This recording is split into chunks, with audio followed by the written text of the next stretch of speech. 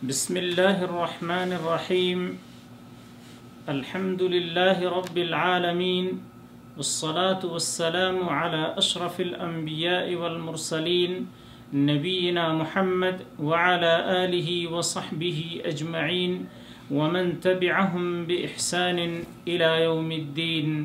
أما بعد، موضوع سخن ہے قرآن کریم پڑھنے کے لیے جمع ہونا.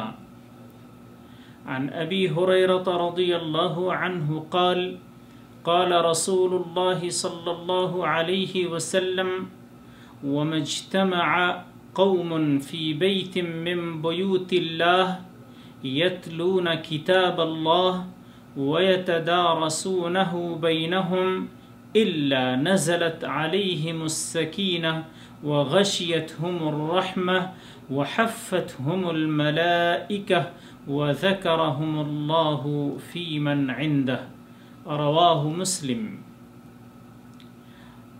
ابو ہریرہ رضی اللہ تعالی عنہ سے روایت ہے، رسول اللہ صلی اللہ علیہ وسلم نے ارشاد فرمایا، جو لوگ اللہ کے گھروں میں سے کسی گھر میں جمع ہو کر اللہ کی کتاب کی تلاوت کرتے ہیں اور آپس میں ایک دوسرے کے ساتھ اس کا تکرار کرتے یا درس دیتے ہیں تو ان پر اللہ تعالی کی طرف سے سکینت یعنی تسکین نازل ہوتی ہے، رحمت انہیں ڈھانپ لیتی ہے، فرشتے انہیں گھیر لیتے ہیں اور اللہ تعالی اپنے پاس موجود فرشتوں میں ان کا ذکر فرماتا ہے.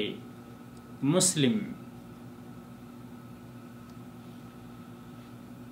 یتدارسونہ کا مفہوم، یتدارسونہ کا ایک مفہوم تو یہ ہے کہ ایک دوسرے کو درس دیتے ہیں، یعنی قرآنی علوم و معارف پر مذاکرہ و مباحثہ کرتے ہیں. دوسرا مفہوم ہے کہ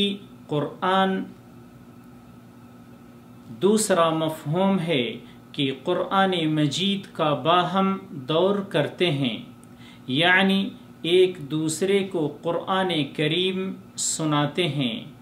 یہ دونوں مفہوم ہی صحیح ہو سکتے ہیں کیونکہ دونوں ہی کام محمود و مستحسن ہیں اور اللہ کی خصوصی رحمت و رضا مندی کا باعث بھی ہیں. اس حدیث سے دور حاضر میں گھروں میں قرآن خوانی کرنے کا جواز ہرگز ثابت نہیں ہوتا، کیونکہ حدیث میں درس و تدریس مراد ہے نہ کہ قرآن خوانی، کیونکہ اس کا ثبوت سلف سے نہیں ملتا. واللہ اعلم وصلی اللہ علی نبینا محمد.